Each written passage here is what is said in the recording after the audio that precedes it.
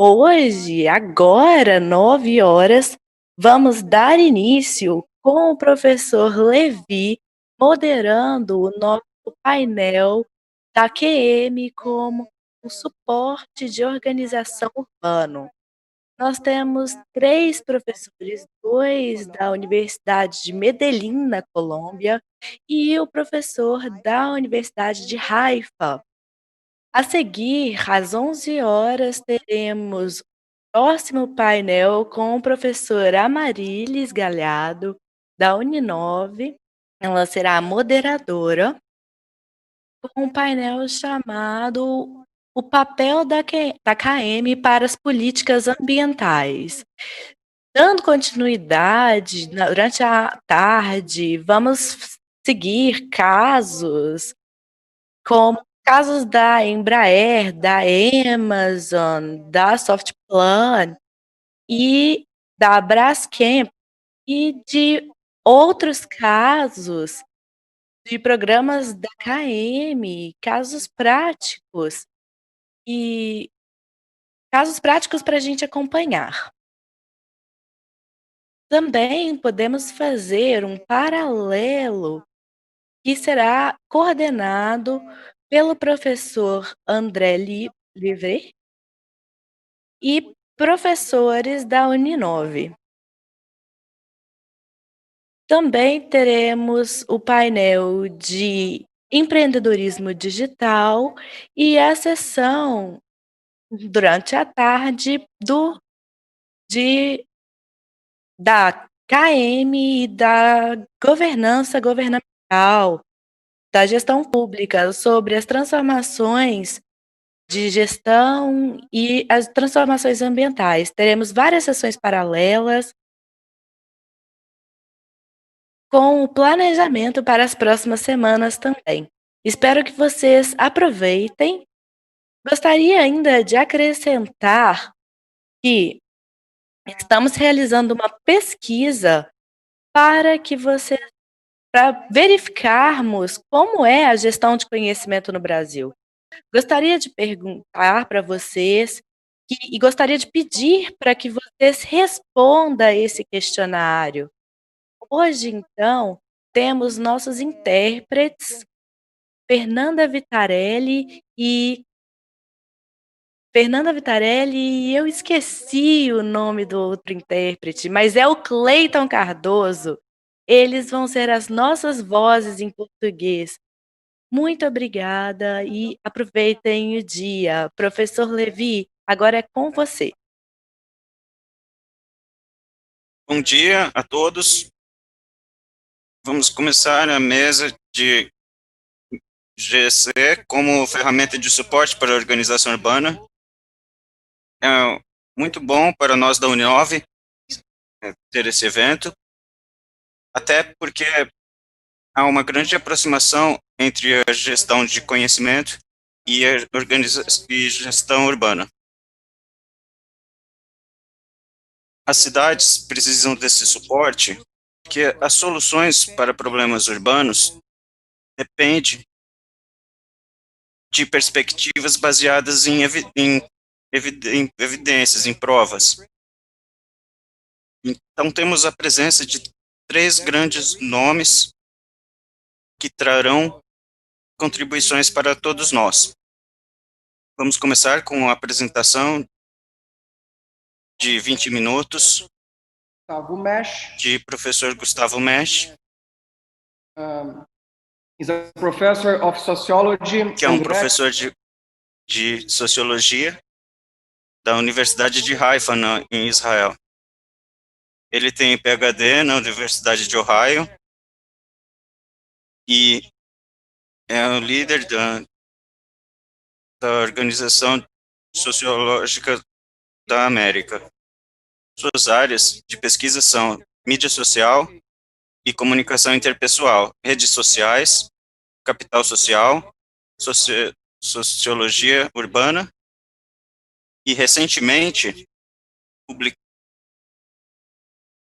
publicou sobre a juventude e adolescência na era da informação. Professor Gustavo Mesh. Professor Gustavo Mesh, seja bem-vindo ao nosso evento e vamos começar. Bom dia, São Paulo. Bom dia, Medellín. Boa tarde, em Haifa.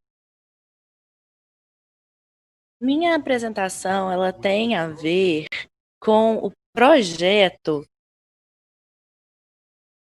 Tá tudo certo aqui. O projeto que envolve a polícia de Israel, na época que o antigo comandante estava lá, e ele começou um processo muito interessante de policiamento ativo. Na verdade, isso foi criado e baseado em gestão de conhecimento. Ficou claro as diferentes formas de gestão espacial e um recurso estratégico para o desenvolvimento urbano e bem-estar. É um conhecimento de colaboração com acadêmicos e uma colaboração com as pessoas práticas, que no caso são os policiais. E as áreas urbanas são lugares que proporcionam aos residentes uma certa qualidade de vida, em termos de moradia, emprego, consumo e segurança. E por este motivo, o conhecimento e esses processos essenciais de planejamento são essenciais para a segurança. A segurança, a produção e troca participativa de conhecimento pode ser desenvolvida utilizando sistemas de geográfica que ligam diferentes tipos de conhecimento a uma localidade. O uso de vários tipos de conhecimento em um conhecimento comum, de modo que todos os atores sejam igualmente incluídos. Os processos participativos são necessários para trazer à tona o conhecimento. Conhecimento tácito, conhecimento baseado na comunidade. E esse conhecimento é prioridade e sinergias mais explícitas. Os dados longitudinais facilitam a avaliação das intervenções. Então, a gente tem a criação do conhecimento, a aplicação da intervenção, a avaliação da intervenção e a definição desse problema. A gestão do conhecimento como um central de capital intelectual, ela é vista como uma database e uma gestão organizacional. Dessa forma, a gestão organizacional, ela é associada comumente com a gestão de conhecimento, que é esse processo e é integrada com os processos operacionais e relacionada às atividades organizacionais. Também é relacionado com essas cidades inteligentes, as smart cities, como uma visão de desenvolvimento urbano que integra esse conhecimento para gerenciar as escolas, os sistemas de transporte, hospitais, usinas de energias e também a geração de recursos e aplicação da lei. A gente, então, usa a tecnologia para melhorar a eficiência dos serviços e atender às necessidades dos residentes. Um tópico que a gente negligencia é o tópico do conhecimento implícito, aquele que é armazenado nas mentes dos arquivos policiais, dos arquivos dos policiais, que é juntamente com o progresso da policial, é crucial para uma análise efetiva dos problemas e eficiente performance das capacidades policiais. O capital intelectual, então, sugere que esse conhecimento deveria ser mais fortemente considerado, de forma que forme parte da organização policial. Uma perspectiva, então, da polícia israelense sobre problemas de policiamento é que, na verdade, é muito centralizada. Mesmo que tenhamos, delegacias por todo o país, o comando é nacional e é completamente centralizado. Uma das questões que é muito relevante para isso, para esse comando, foi que uma grande porcentagem das chamadas telefônicas foi grandemente relacionado ao desenvolvimento da sociedade, o que significa que o relacionamento com vizinhos e com a vizinhança em geral, então, muitas vezes, quando um vizinho parava o carro no estacionamento do outro vizinho, esse vizinho acionava a polícia para pedir que esse vizinho movesse o carro, ao invés de falar diretamente com o seu vizinho. A outra forma que era usada para acionar a polícia era para a o vandalismo e o controle social, então como barulho e lixo do bairro. O modelo usado, então, é esse modelo proposto por Pendleton, que é um modelo com 4 passos. O primeiro passo que a gente sabe, eh, é sobre como processar a comunidade, criando conhecimento, aumentando o que a gente sabe e finalmente aplicando esse conhecimento, que é usar o que sabemos. Quando a gente aplica esse conhecimento, novo conhecimento é criado. Então, vamos passar esse passo a passo. Então, já que o primeiro passo é esse passo de que a gente tem a aquisição do conhecimento, a gente usa um conhecimento que existe e está disponível na a organização. Esse conhecimento está transcende o que conhecemos. A partir desse conhecimento organizacional, os sistemas sociais da comunidade, eles vão transcender a gestão do conhecimento.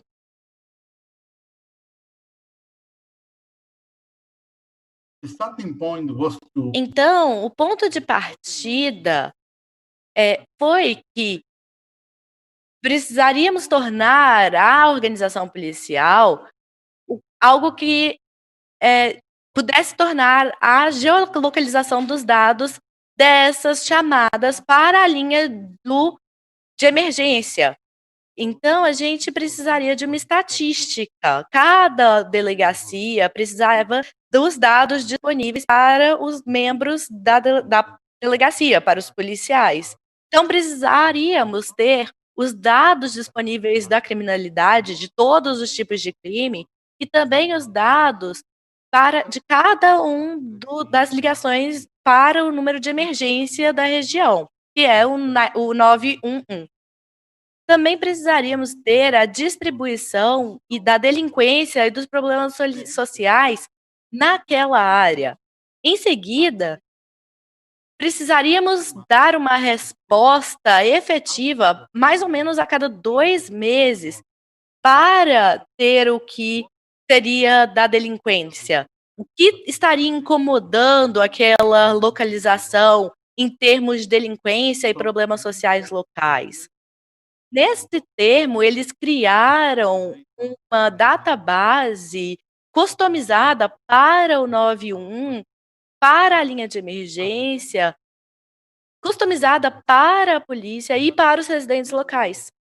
Então, sabendo o que os outros sabem, é uma criação desse modelo. Segundo passo foi compartilhar o que sabemos, então era a embalagem desse conhecimento, que é compartilhamento do conhecimento com a comunidade. As as instituições sociais, elas passariam o conhecimento. O conhecimento com essa comunidade, ela teria mais seria uma troca de informação, recebendo ainda mais informação com essa comunidade local pela delegacia de polícia, que compartilharia o conhecimento. O terceiro passo é usar o que sabemos. Então a ideia, é claro, seria usar essa informação para identificar os problemas centrais e decidir, então, qual informação seria necessária para informação, para intervenção. E aí sim, aplicar esse conhecimento para iniciar a intervenção para reduzir os problemas.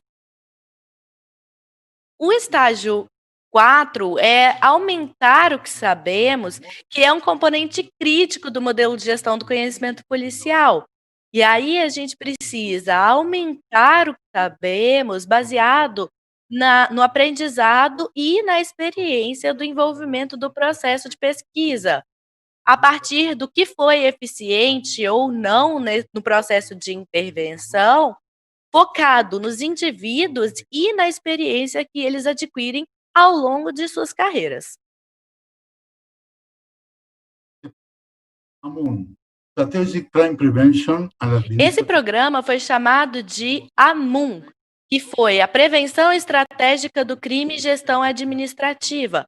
É um policiamento proativo ao invés de reativo, a descentralização da atividade policial, ao invés para delegacias locais de polícia. E um papel cooperativo da polícia com os cidadãos, que vão definir os problemas mais importantes do polígono, daquela área da delegacia, e que a comunidade local, ela seria parte daquele problema, já que iria requerer um processo de solução de problemas para que eles tenham que se deslocar de um lugar para outro. Muitas vezes a resolução do problema passa por isso. Então a comunidade local, ela é parte desse processo de resolução de conflitos. E, além disso, também temos a avaliação da desorganização social e do crime, que vai ser o que interessa para o cidadão efetivamente. Vamos avançar um pouco. Esse modelo, então, se baseou num modelo de criminalidade sociologia, que era um policiamento orientado para o problema. Que significa diagnosticar e resolver problemas, aumentando os riscos de crime. O que significa identificar pontos quentes de crime, aqueles que costumam ter áreas com maior potencial criminoso, principalmente pontos de hotspots de crime, para mudar as condições ambientais que diminuíssem os incidentes criminosos. A segunda é uma situação de prevenção situacional do crime, focalizando cenários para atos criminosos ao invés das características dos infratores. Então, o crime seria o resultado de uma interação entre a percepção de oportunidades e fatores situacionais que estimulam o crime. Por exemplo, a instalação de câmeras de vigilância em parques ou em espaços públicos que tenham muito vandalismo. Normalmente isso diminui o crime por causa da presença das câmeras. Também temos o policiamento baseado no local, que a polícia deve colocar lugares ao invés de pessoas no centro das práticas policiais. Seria um componente importante dos bancos de dados para a organização das áreas geográficas de combate ao crime. Isso é como os dados foram integrados da delegacia de polícia e da da Delegacia de Polícia com Cidadãos. E aqui temos como foi a avaliação do programa. Eles definem, então, o foco da comparação de 6 delegacias. Então, a delinquência, ela reduziu dentro daquele polígono, mas a violência, a delinquência não reduziu fora daquele polígono, daquela área pesquisada. Ou seja, não teve efeito de deslocamento. Então, fora daquela área do polígono, nada mudou. É muito importante ressaltar que nada mudou, porque temos também a ideia e a possibilidade de que quando a gente melhora a situação criminal dentro do polígono, a gente não aumenta a criminalidade fora do polígono. Então, é importante ver que isso não aconteceu aqui. A gente teve uma diminuição dentro do polígono, mas não um aumento fora dele. A gente teve, então, uma diminuição do crime e do vandalismo. Mas é claro que isso é um processo contínuo. Todo ano a delegacia tem que avaliar isso baseado nos dados e na gestão de conhecimento, definindo quais os problemas e as expectativas estão tendo, além de combinar com as instituições locais para que o processo seja bem-sucedido. Muito obrigado, acho que ainda tem algum tempinho. Obrigado, professor Gustavo, pela sua apresentação e por ficar dentro dos 20 minutos propostos. Agora, vamos à apresentação do professor Maurício Andrés Alves Moreno.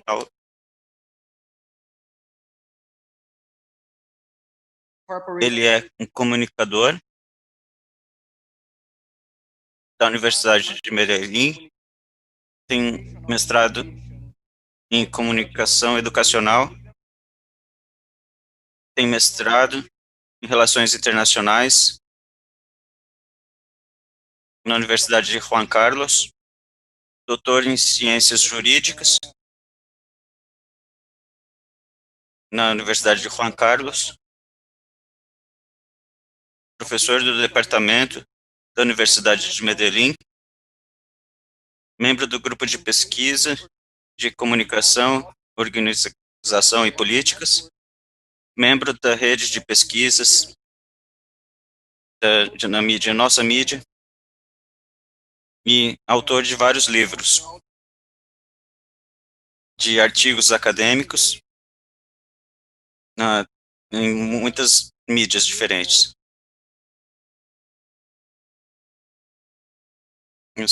Agora eu passo a palavra ao professor Maurício Álvares e vamos começar a apresentação. Obrigado. Eu prefiro falar em espanhol, obrigado. A vocês, muito obrigado pelo convite. Professor Gustavo.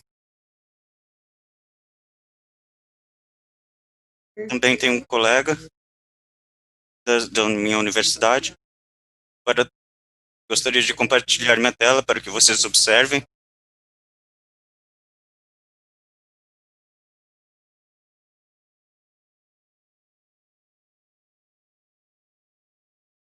Ok.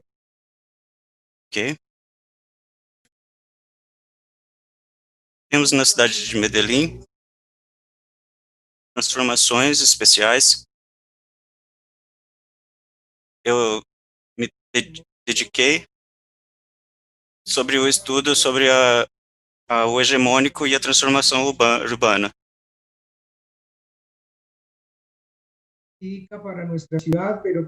Houve um evento muito impactante que afetou nossas estruturas urbanas interessantes nos últimos anos.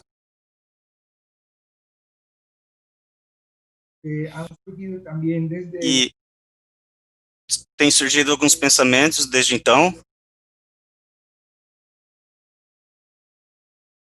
Então, temos uma proposta metodológica e para avançar a pesquisa nesse assunto. Este slide que tienen aquí ha logrado posicionar algunas propuestas desde lo metodológico con algunas variables que nos han posibilitado a nosotros entender cómo los ciudadanos y el ente hegemónico han podido ponerse de acuerdo en diferentes estructuras para sacar adelante la ciudad. Para finales de 1990, en el mundo, Medellín se convertía en la ciudad más peligrosa del mundo, donde surgían más asesinatos. Y basados en eso y con toda la experiencia que teníamos en las universidades, pues logró entonces proponerse una metodología de trabajo con ese diálogo permanente entre el ente hegemónico y los ciudadanos. Con nuevas estructuras a partir ya de en la década de los 2000 y superado de alguna manera, no en su totalidad, el flagelo del narcotráfico, porque fue el narcotráfico el que hizo de Medellín en la década de los 90 la ciudad más violenta. Fuimos capaces entonces de iniciar ese diálogo y empezar a construir esos nuevos imaginarios que de una u otra manera el ente hegemónico quería construir a través del ciudadano. Con base en eso, entonces nos dimos a la tarea de identificar cuáles eran los lugares que el ciudadano podía identificar como una apuesta interesante para su lectura desde el imaginario, y empezamos a hacer lecturas desde el ciudadano para que esas lecturas le ayudaran al ente hegemónico a tomar decisiones en torno a lo que podía ser la ciudad, a lo que podía construirse la ciudad. Entonces empezamos a mapear el cuadro, el mapa que ustedes ven ahí al lado derecho. Empezamos a hacer unos levantamientos de mapas de la ciudad y esos levantamientos tuvimos la posibilidad de trabajar con más de 1.500 ciudadanos, y sobre esos 1.500 ciudadanos empezaron a manifestar. Ok. Les hablaba que la ciudad, para entonces trabajar el tema del estudio, tuvimos la posibilidad de trabajar con 1.500 ciudadanos, y sobre esos 1.500 ciudadanos, el mapa que ustedes ven acá a la derecha, empezamos a hacer planimetrías de lo que el ciudadano manifestaba en términos de sus gustos. Lo que quiero dar a entender, y una de las posibilidades que nos dio a nosotros todas estas investigaciones en los últimos años, es de qué manera nosotros, los que estábamos afrontando el proceso investigativo, teníamos la oportunidad de poner a dialogar el ente hegemónico con los ciudadanos. Y ahí hubo entonces muchas ideas interesantes que surgieron de toda la planimetría que hicimos. Pudimos entender que el ciudadano llevaba la ciudad en su corazón y que quería aportar a la construcción de unos nuevos conceptos de ciudad. El slide que ustedes pueden ver acá en pantalla hace referencia. Voy a ponerlo algo más grande para que puedan observarlo. Hace referencia a la manera como el ciudadano consume la ciudad, cómo las apuestas y las diferentes ideas que tenía el ente hegemónico, el ciudadano empieza a incorporarlas como tal. Un ejemplo que tenemos de eso es, hay un parque que se llama el Parque de los Pies Descalzos, construido por el ente hegemónico con unos intereses diferentes a los que les voy a contar. Ese parque, el Parque de los Pies Descalzos, se construyó como una apuesta de ornato del centro de la ciudad después de que nosotros superamos la vivencia de los años 90. El ente hegemónico construye un parque, y de ese parque los ciudadanos lo intervinieron de manera diferente al objetivo central que tenía el ente hegemónico.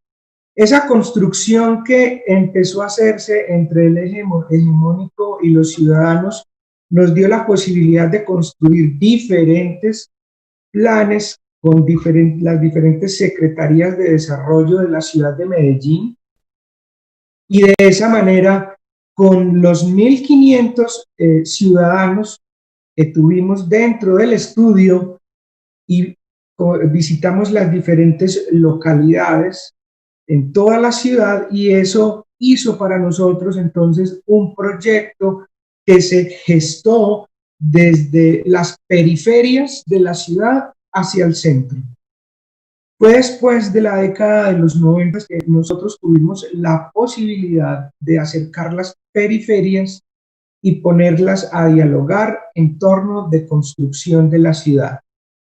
Por eso, esa planimetría que ustedes logran ver ahí es como toda la ciudad de Medellín empieza a leer su ciudad y empieza a construir el concepto de ciudadano visto desde la perspectiva de un nuevo ciudadano que no quiere tener más violencia en su ciudad. Una ciudad que, como se los planteaba, para esa época de los años 90 no podía salir a la calle por temor a una bomba, por temor a enfrentamientos entre el Estado con las bandas del narcotráfico. Y estas incorporaciones que nosotros hicimos fue de nuevo como el ciudadano retomó la ruta de vivir la ciudad, de construir la ciudad. Yo voy a adelantarme. Luego empezamos a ver y a contarle y a preguntarle a los ciudadanos cuáles eran los lugares para bailar, cuáles eran los lugares para soñar, cuáles eran los lugares para pasear, de qué color era la ciudad. Entonces, esas abstracciones que hicimos desde lo imaginario, podría sonar que en algún momento no le aportaban al proceso investigativo o al ente hegemónico para construir ciudad. Pues fue una experiencia muy enriquecedora porque nadie había preguntado a los ciudadanos qué pensaban de su ciudad.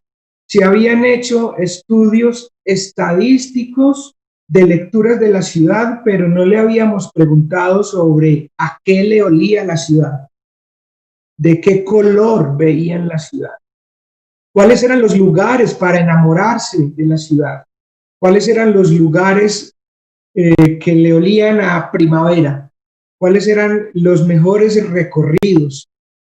Y con una batería de preguntas, de más de 200 preguntas, logramos entonces consolidar en esos 1.500 estudiantes, en esos 1.500 ciudadanos, todas esas características de los imaginarios para construir entonces los proyectos de las diferentes comunidades de los que les he planteado y poder tener planes de desarrollo en las diferentes periferias de la ciudad.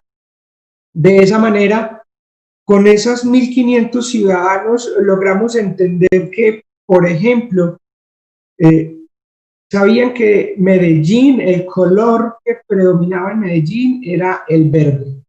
Entonces, el imaginario del medellinense es que Medellín es verde y que el lugar para enamorarse, quien creyera, eran los diferentes parques que tiene el ente hegemónico y que esos eran los lugares para enamorarse. Luego, a través de algunas comunas, lograron identificarse procesos interesantes de innovación porque fue un trabajo hecho con la empresa privada, el ente hegemónico y la ciudadanía. Y de ahí entonces surgen ideas innovadoras como una de nuestras experiencias, que es la Comuna 13, donde hablo de llevamos porque fue una construcción colectiva entre esos tres entes que acabo de explicarles. Se logró hacer unas escaleras eléctricas en un barrio popular al aire libre. Muchos de ustedes lo conocen, es la Comuna 13, que se ha convertido en uno de los centros turísticos más importantes de Medellín. Fue entonces llevar la innovación y la tecnología a las diferentes periferias. Entonces, son unas escaleras eléctricas porque las periferias de la ciudad son muy empinadas. A las personas a los ciudadanos les tocaba subir cientos de escaleras para llegar a sus casas. Luego, entonces, la idea fue hacerles unas escaleras eléctricas y ahí se incorporó todo ese imaginario hacia la ciudadanía y hacia la periferia.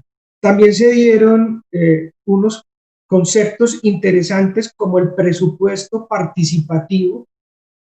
Era que el presupuesto de la ciudad, de la alcaldía, de la administración municipal, era repartido entre la comunidad a través de concursos. Es decir, el dinero que se recolectaba a través de impuestos, un porcentaje de ese presupuesto de la administración municipal se repartía a través de proyectos con la comunidad, proyectos culturales, proyectos educativos, proyectos de construcción de algunas refracciones en los espacios, y quienes optaban por esos presupuestos eran las comunidades organizadas en las periferias. Entonces, esa fue otra idea que hoy por hoy es una idea exitosa en la ciudad de Medellín.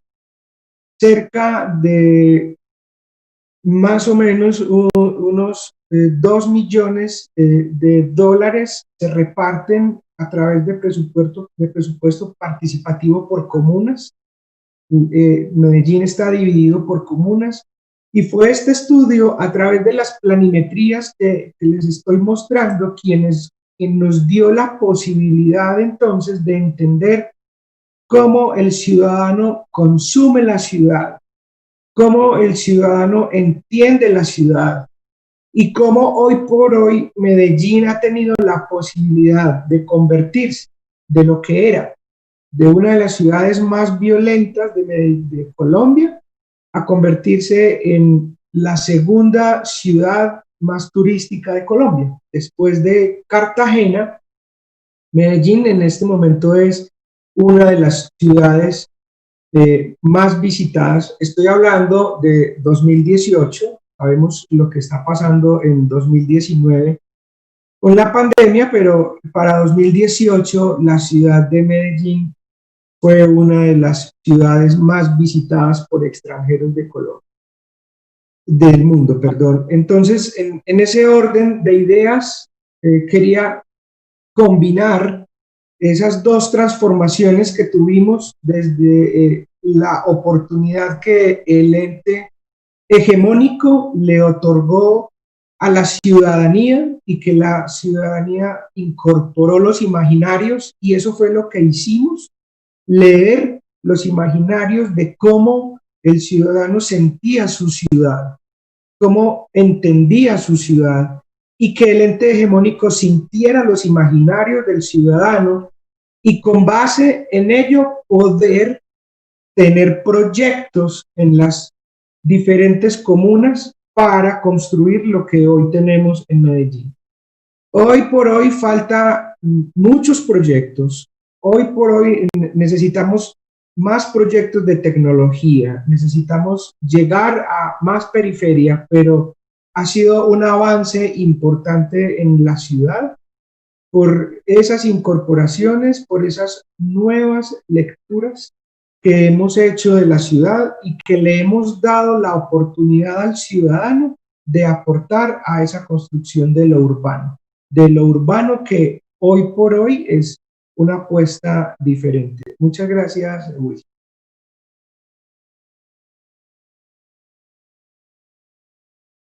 Thanks for your presentation, Professor. Obrigado por sua apresentação e por ficar dentro dos 20 minutos propostos. Agora podemos começar a palestra do professor Fred Lopes. Antes, gostaria de parabenizar a KM Brasil e a diretoria por essa parceria que possibilitou este evento. Então, estamos muito felizes por realizar este evento com vocês. O professor Fred Lopes é um sociologista, especialista em ambiente, ciências ambientais. Ele escreve em jornais acadêmicos.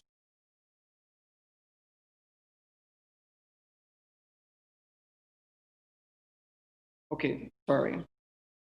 Professor in the programs of Ele é professor em programas de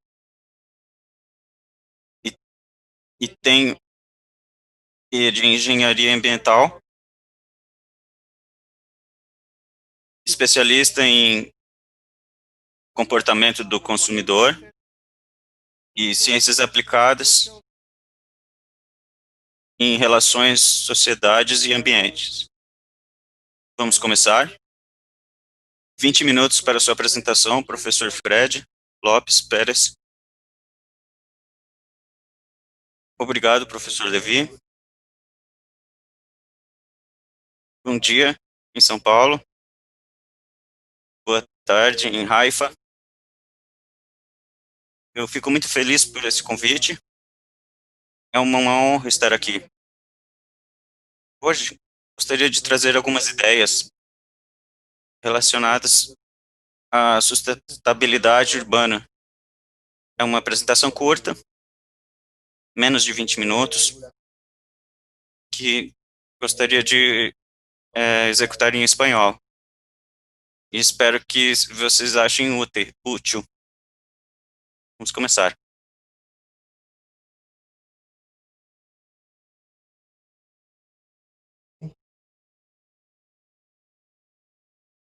Ok. Primero que todo necesitamos plantear las ciudades en un contexto global. ¿Por qué son importantes las ciudades para entender el mundo contemporáneo, para entender el siglo XXI? Las ciudades son quizá el fenómeno más complejo y el fenómeno más excitante desde el punto de vista de la ciencia, la organización humana, el conocimiento. La ciudad puede ser el hecho social que mejor nos define en el siglo XXI, pero también a lo largo de los 300.000 años de historia de nuestra especie. En este momento, las ciudades están aglutinando el 54% de la población mundial. Eso es un fenómeno que nunca antes había ocurrido. Las ciudades producen aproximadamente el 85% de la actividad económica de la cual viven sus propios habitantes, y en consecuencia las ciudades son concentradores de energía, consumo, construcción, actividad industrial, tráfico, en una escala que no tiene precedente alguno. Tenemos que tener en cuenta que las ciudades pueden representar menos del 2% o menos del 3% del territorio disponible para habitar el planeta, y en ese 2 o 3% de territorio disponible estamos concentrando el 54% de la población mundial. Esto nos permite aseverar entonces que las ciudades son el sistema complejo por excelencia. Por lo tanto, la transformación de las ciudades, el futuro de las ciudades, bueno, el presente de las ciudades, pero además el futuro de las ciudades es clave para definir el futuro del planeta. Si no se entiende y si no se interviene el futuro de las ciudades, es muy difícil entender el futuro de este planeta. Por lo tanto, es en las ciudades donde con mayor fuerza tenemos que discutir los asuntos relacionados con el bienestar y la pobreza, por ejemplo. Es en las ciudades donde más tenemos que discutir los temas relacionados con la democracia. Y esto no quiere decir que ignoramos lo que ocurre con las zonas rurales. Las zonas rurales, por supuesto, que ayudan a definir lo que ocurre con un territorio de conjunto o lo que ocurre con un país de conjunto, pero también es un hecho que acepta la sociología, por ejemplo, u otros saberes, de que la ruralidad en este instante está fuertemente influenciada por las dinámicas urbanas. Estamos hablando de una ruralidad que está sometida cada vez más a influencia urbana y por lo tanto las ciudades son el hecho determinante en términos territoriales. Por lo tanto, el modo como se defina la democracia, el bienestar, la pobreza, pero además otros asuntos como economías que sean socialmente justas, que nos ayuden a entender la inclusión y que nos ayuden a comprender algo que desde las ciencias ambientales hemos venido identificando con mucha nitidez hace aproximadamente 10 años, que es el tema de los límites planetarios que se suponía que no podíamos sobrepasar, pero de los cuales ya hemos sobrepasado 3 de ellos, es un tema clave. Cuando hablamos de los retos que nos impone el conocimiento y la gestión del conocimiento en el contexto de la agenda urbana de los próximos años o de este siglo XXI, tenemos que hacernos varias preguntas en términos de reto. La primera de ellas es cómo están creciendo nuestras poblaciones y cómo están creciendo nuestras ciudades, con qué modelos están creciendo. El tema poblacional es un tema crucial, es un tema central en las preocupaciones por lo ambiental. Cuando decimos problemas ambientales en el mundo, estamos hablando fundamentalmente de 3 ejes. Un eje es el tamaño de las poblaciones, a qué velocidad crecen, cómo se concentran. Otro eje tiene que ver con las dinámicas de consumo y otro eje tiene que ver con las formas de tecnología y las formas de producción. Por lo tanto, en esa tríada, en esa trilogía, la población siempre ha ocupado un lugar central y siempre nos hemos preocupado de entender cómo es que crecemos, porque eso es un asunto crítico. Nosotros como especie nunca habíamos tenido los números que tenemos ahora. Somos aproximadamente 8.000 millones de habitantes en el planeta. Y eso para nuestra especie es un número muy grande, porque normalmente nosotros en el pasado, por ejemplo en la época en la que fuimos cazadores y recolectores por espacio de 290.000 años, nunca habíamos pasado de 1 millón de habitantes en todo el planeta. Por lo tanto, entender esas dinámicas de crecimiento nos permite entrar en estas discusiones. Hay ciudades que crecen de forma acelerada y caótica, que tienen procesos de urbanización caóticos. En el caso colombiano, por ejemplo, nosotros tenemos que el 80% de la población es urbana en nuestro país. Y tenemos un país de 1.100.000 kilómetros cuadrados, de los cuales prácticamente la casi totalidad de la población está asentada en zonas urbanas. Pero también tenemos fenómenos como el de San Pablo, por ejemplo, que puede concentrar en su área urbana extendida hasta cerca de 20 millones de personas, o Río de Janeiro, que puede concentrar en su área urbana extendida hasta 12 millones de personas.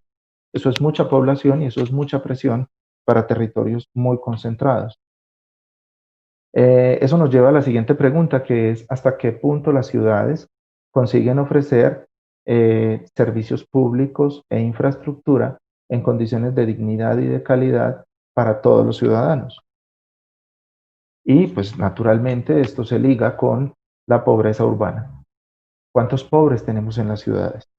La presente crisis por COVID-19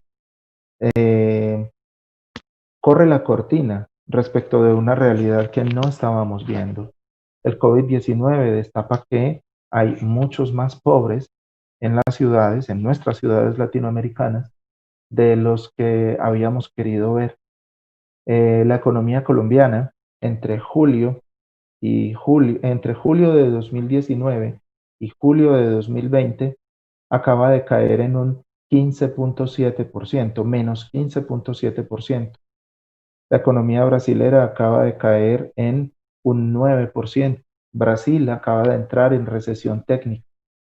Es probable que Colombia entre también en un asunto de recesión técnica. Entonces, cuando justo habíamos pensado que teníamos muy controlada la pobreza, cuando justo habíamos ganado en confianza mirando hacia el siglo XXI, nos damos cuenta de que la pobreza es un asunto no resuelto. ¿Cuáles son las prioridades ambientales para intervención en una ciudad? En la mía, por ejemplo, en la ciudad de Medellín, el tema de la calidad del aire es un asunto crítico. Es el principal asunto público de interés para lo ambiental. Por lo tanto, saber cómo circula el conocimiento entre la ciudadanía, entre las instituciones, entre el ente hegemónico, como dice mi compañero Mauricio, entre todos los actores interesados, saber cómo circula el conocimiento en materia de calidad de aire es clave. Pero también otros temas como la movilidad sostenible, por ejemplo. Nosotros tenemos problemas críticos de movilidad sostenible. Nosotros en América Latina hemos heredado modelos de movilidad norteamericanos en donde prima el uso del vehículo particular y tenemos inversiones muy débiles en transporte público, en modelos alternativos, en ciclorrutas, en bicicletas, etc. El uso de espacios públicos, por ejemplo, mi ciudad es una ciudad que tiene déficit importante en el ofrecimiento de espacios públicos de calidad para la ciudadanía, y eso es un tema ambiental supremamente importante, sobre todo en la perspectiva de la adaptación a cambio climático. Acceso al agua potable, que en algunas ciudades está muy garantizada, en la mía está muy garantizada, pero en otras ciudades no necesariamente. En Bogotá, que es nuestra capital, por ejemplo, hay una situación de estrés hídrico importantísima, porque se ubica a casi 3.000 metros sobre el nivel del mar y no cuenta en la región de soporte con una provisión de agua potable constante como lo necesita una urbe de 10 millones de habitantes como lo es Bogotá.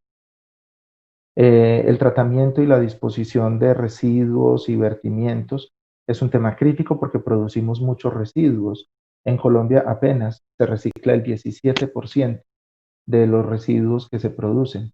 Tenemos una tasa de reciclado muy baja y muchas de los residuos van a parar a rellenos sanitarios que no necesariamente tienen el mejor tratamiento. Los riesgos asociados a las vulnerabilidades, a las amenazas por variabilidad climática, estabilidad de suelos, déficit en las viviendas, inundaciones.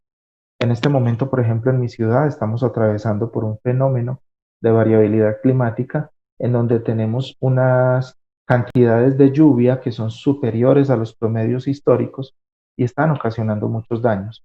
¿Cómo la ciudadanía se entera de eso? ¿Cuál es la información que posee la ciudadanía para poder establecer rutas de acción con el gobierno y con las instituciones? Ese es un reto del conocimiento impresionante. Y por último tenemos los ecosistemas urbanos. En los ecosistemas urbanos tenemos que pensar en zonas que permitan amortiguar los efectos de la contaminación. ¿Qué tanto conoce la gente y a través de qué canales sobre los asuntos públicos? ¿Qué tanto se involucran las personas?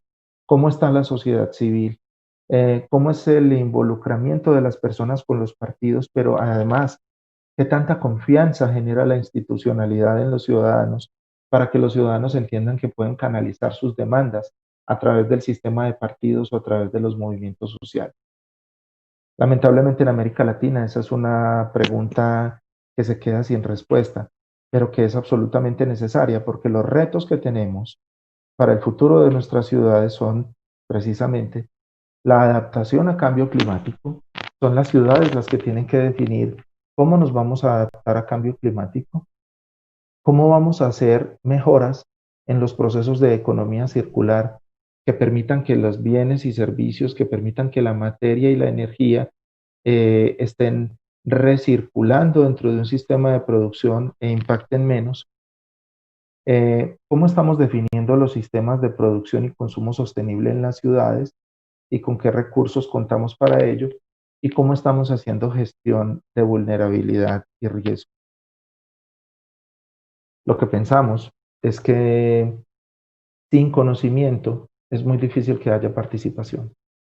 Y al respecto la discusión se vuelve muy compleja porque en ella es necesario que intervenga la sociología, es necesario que intervenga la ciencia política, pero sobre todo, como acaba de anotar el profesor Mauricio, es necesario que intervenga la comunicación en muchos de sus sentidos.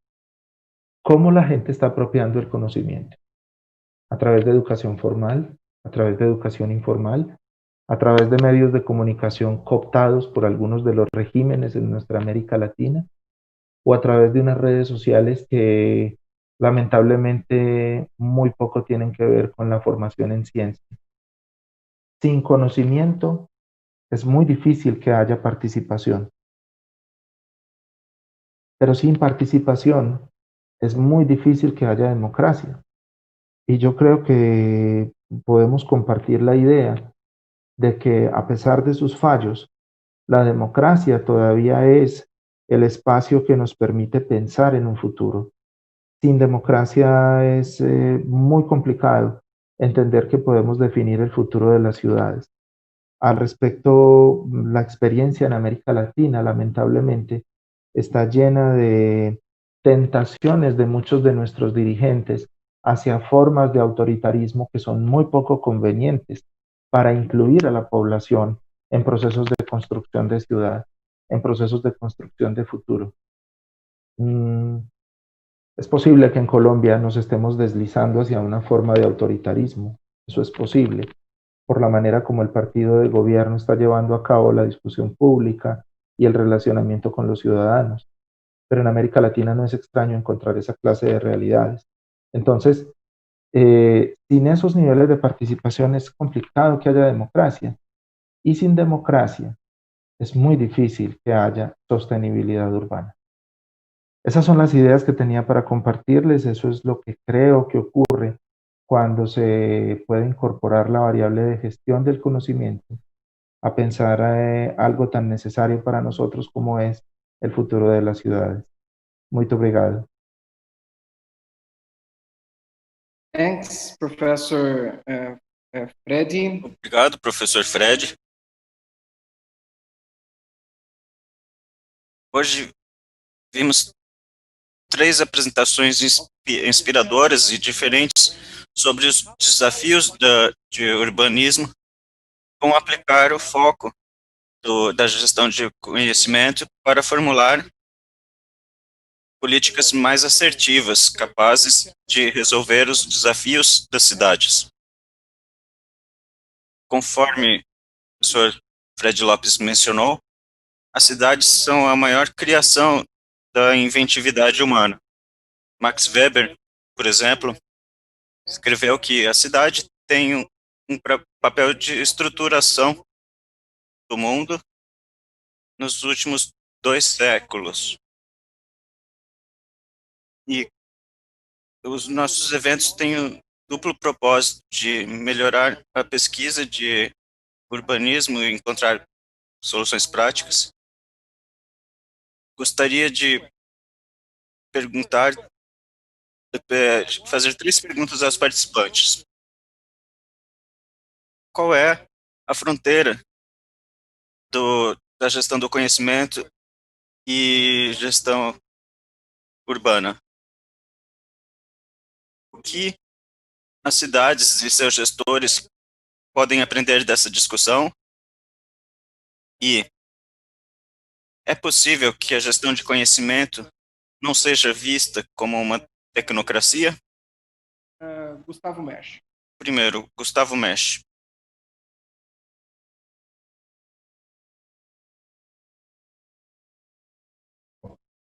Gracias por las presentaciones, muy interesantes todas. The first question I want to ask is what... Primeira pergunta que gostaria é sobre as cidades nessa discussão. Uma mensagem clara é que certamente a gestão urbana é um assunto prioritário em nível mundial e traz à tona um número de problemas para que possamos aumentar a qualidade de vida e garantir nossa sobrevivência.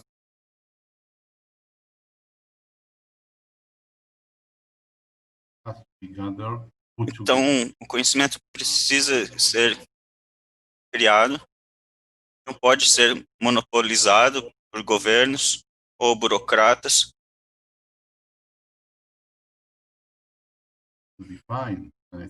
É algo que os cidadãos devem definir. Um tema recorrente é a participação dos cidadãos e o seu papel. Também pelo fato de que eles precisam tomar decisões juntos. Segundo, sobre a gestão de conhecimento. Just a second. Um minuto, a primeira pergunta.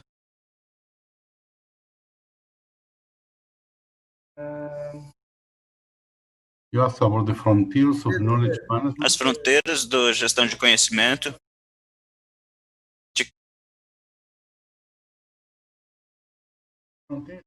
I think that the issue of the knowledge doesn't have any frontiers. I mean, o conhecimento não tem fronteiras. Digo, university academics, we are muito do conhecimento é acadêmico, usado nas universidades. A questão é tomar esse conhecimento e trazer para a aplicação. Não é só uma questão da América Latina, mas também aqui. Há uma interação bastante interessante entre os especialistas e o público e os governos. E o que estamos vendo em muitos lugares, inclusive nos Estados Unidos,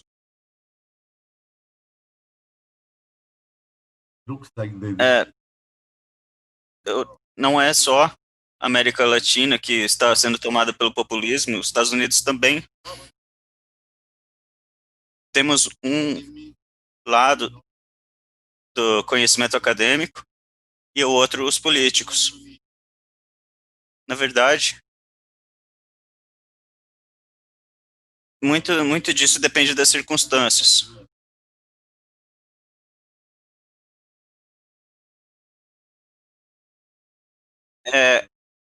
Há uma rejeição de certos conhecimentos. Temos que gerir esse conhecimento para tentar nos afastar dessas questões. Professor Maurício.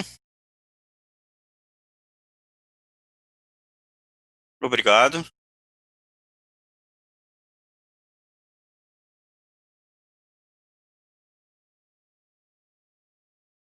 Hay una estrategia a la que hemos denominado el ciudadano push y el ciudadano pull. Deben existir unas estrategias push y unas estrategias pull de cara a la construcción de la ciudadanía.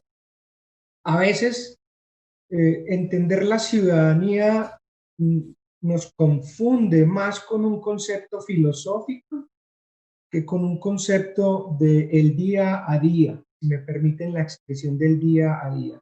El ciudadano debe aportar y por eso habíamos hablado de unas estrategias push y unas estrategias pull que van y vienen en términos de la construcción que puede ser de un ciudadano que participa en las decisiones de lo que estamos hablando del concepto de ciudadanía. Al fin y al cabo, pues el concepto de ciudadanía va ligado al concepto de democracia. Entonces, decir democracia y hablar democracia no es aquella oportunidad que tenemos los ciudadanos de ir cada que hay votaciones para depositar nuestro voto. No, el concepto de democracia va mucho más lejos y esa lejanía de la que hablamos necesita del compromiso del ciudadano. Creo que la clave, Wilson, está en cómo podemos incorporar el concepto de democracia en el ciudadano y ese concepto de democracia debe estar unido a esas estrategias push y esas estrategias pull. En segundo momento, hay otro concepto importante a lo que nosotros hemos denominado en las universidades colombianas la triple hélice: universidad, empresa, Estado.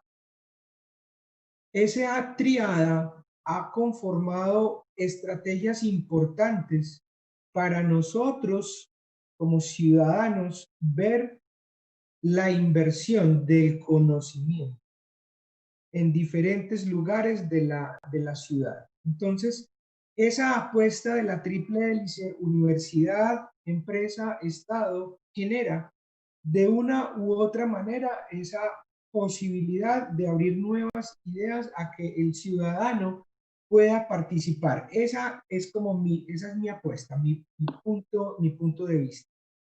Y resumiendo, para responder a la tercera pregunta, hay algo que a la academia, a las universidades, no se nos puede olvidar, y es la apropiación del conocimiento. La apropiación del conocimiento, el conocimiento no debe quedarse en las universidades. ¿Cómo nosotros, con todo lo que hacemos en construcción del conocimiento, lo hacemos a nivel de apropiación?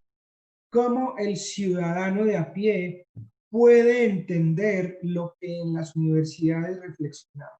¿Cómo el ciudadano puede entender a través de la apropiación del conocimiento la manera tal que a través de esa triple hélice podamos construir unas estrategias push and pull? Gracias, Luis. Thank you, Professor Mauricio. Obrigado, professor Maurício. Professor Fred. Bueno, el profesor Mauricio se me ha adelantado con la tercera pregunta y eso está fuertemente relacionado con el hecho de que tanto él como yo somos editores de revistas. Entonces, hay ciertos asuntos que nos afectan particularmente en materia de compartir el conocimiento y por eso quiero iniciar por la tercera pregunta, porque es bastante coincidente con la respuesta que ofreció el profesor Mauricio Álvarez. Y es que a nosotros desde las universidades nos encanta utilizar la expresión diálogo de saberes. Nos encanta utilizar esa palabra que pareciera ser, o esa expresión que pareciera ser algo encantador, algo romántico, algo fantástico, pero que en el mundo real ocurre muy poco.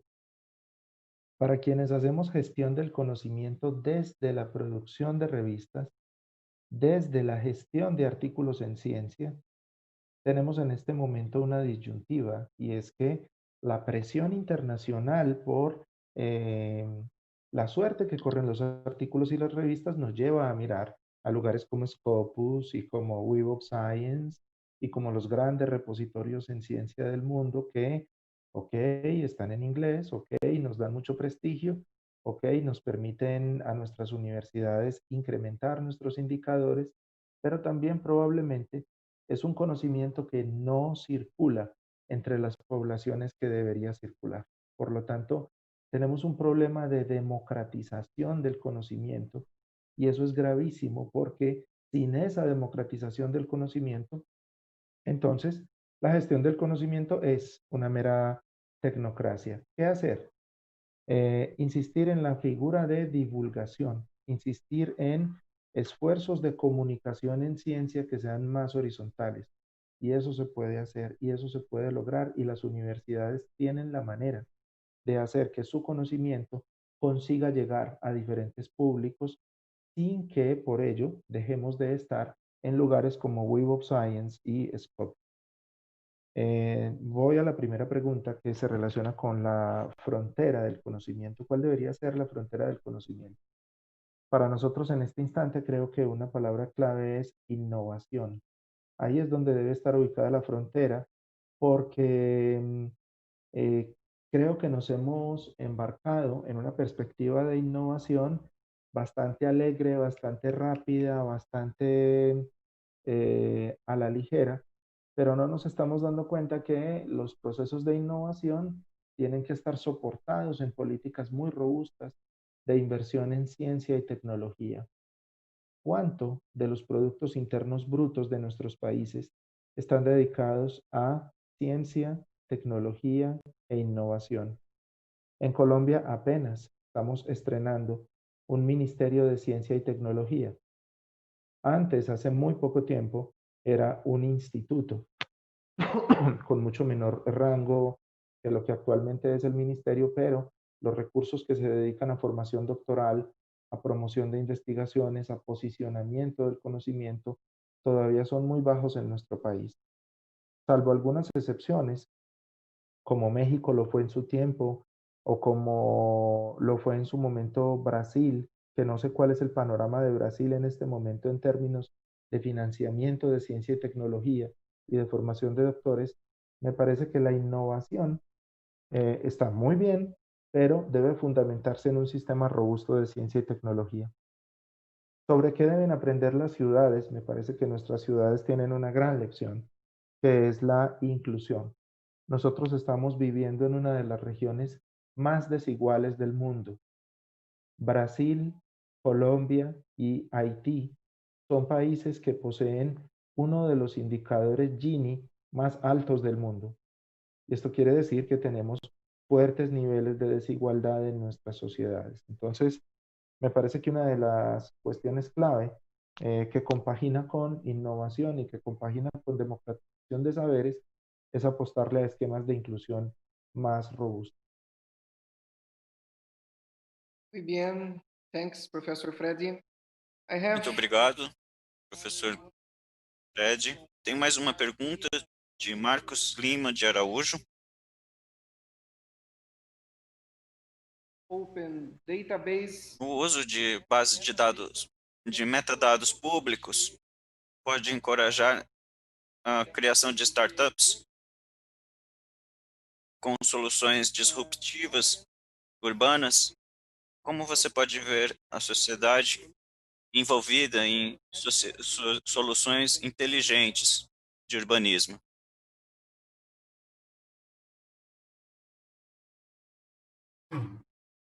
I think that historically, what we have Historicamente,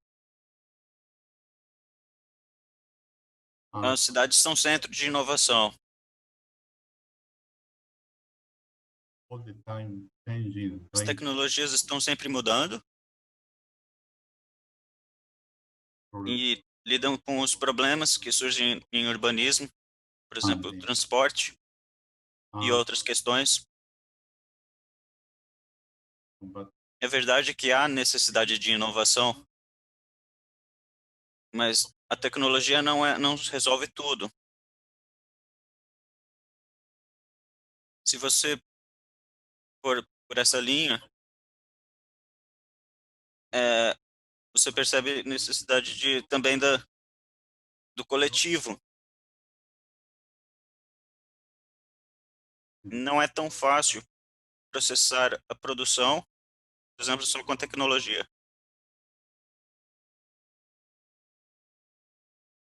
lot of investment. Leva muito tempo e investimento e energia. Então, do ponto de vista de tecnologia e inovação como única solução para o urbanismo, Logical determinism. Você We need to invest. pode chegar a um tecnologismo. Not easy. E o processo não é tão simples, porque não só a sociedade civil, mas os governos locais também são lentos em adotar soluções. E nessa época de Covid-19, você tem pressão da sociedade e do governo para que tudo seja online, mas uma questão clara nesse novo mundo é a infraestrutura tecnológica para lecionar à distância, Sometimes large que percentage. algumas vezes é pequeno ou grande, depende da população, mas não há acesso universal. Left behind. Muitas pessoas acabam ficando para trás, outras estão na vanguarda, outras não. Professor Maurício. Interesante en la pregunta son los procesos disruptivos. Cuando nos preguntamos sobre la disrupción va junto a la tecnología. Yo creo que juntar esos dos conceptos que le propicien nuevos escenarios de construcción de ciudad. Hay un elemento bien importante que es una lectura que hemos hecho en nuestras investigaciones y es cómo las industrias culturales le pueden aportar al proceso disruptivo de la construcción de ciudad. Y esas industrias culturales ahí van unidas entonces a diferentes momentos que viven las ciudades.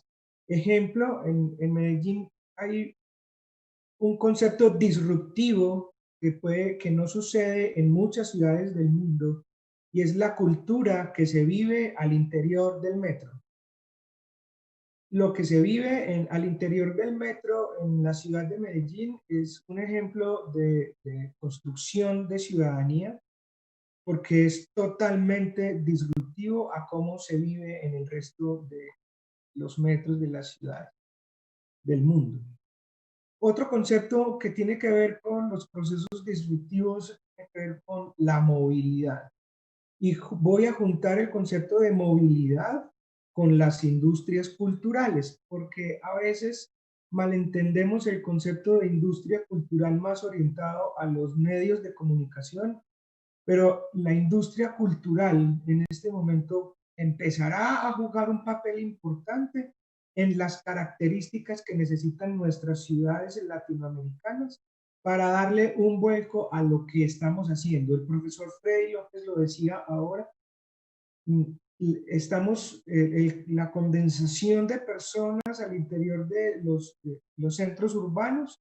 Necesitamos ponernos de acuerdo en conceptos como los medios de transporte, y creo que el proceso disruptivo estaría en verlo desde el concepto de las industrias culturales.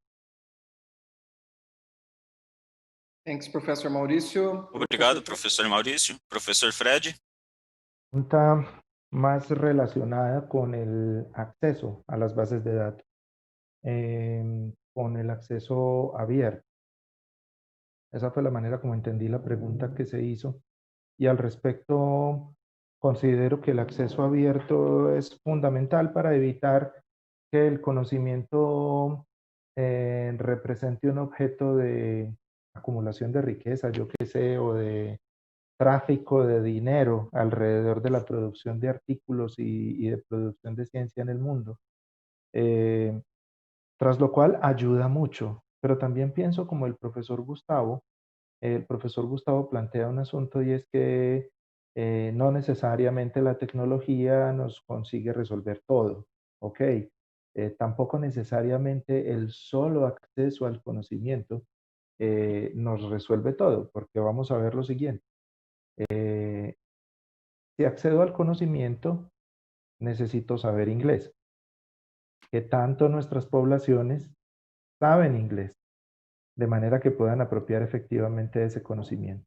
Punto número uno. Punto número dos, que tanto después de saber inglés y después de acceder a ese conocimiento, tengo el capital cultural suficiente para utilizar ese conocimiento y traducirlo en acciones reales y concretas en el mundo cotidiano. Entonces, es un buen paso sin duda, es una necesidad forzada, el conocimiento debe circular de la manera más libre posible, pero también es necesario saber con qué herramientas las personas se acercan a ese conocimiento. Y ahí es donde los asuntos relacionados con la inclusión y con las disparidades en América Latina nos dan una desventaja enorme. Por lo tanto, hay que volver sobre el modelo sobre nuestro modelo de redistribución, sobre nuestro modelo de apropiación de saberes y de formación de personas, lo que nos permite acceder mejor al conocimiento. Okay. Okay, my friends. Ok, amigos, nossa sessão está chegando ao final. Gostaria de agradecer muito pelas apresentações e mandar nossas considerações a todos e muito obrigado pelo evento. Tchau. Thank you all. Thank you so much. Obrigado. Obrigada, graças a todos. Muito obrigada pelas contribuições. Vamos continuar, então. Obrigada, professor Levi, pela moderação deste painel. E para o próximo painel, teremos o professor Fred Lopes, que vai continuar com a gente, não é mesmo? E a gente vai falar sobre o papel da KM sobre a definição das políticas ambientais, que será moderado pelo professor Galhardo, da Uninove.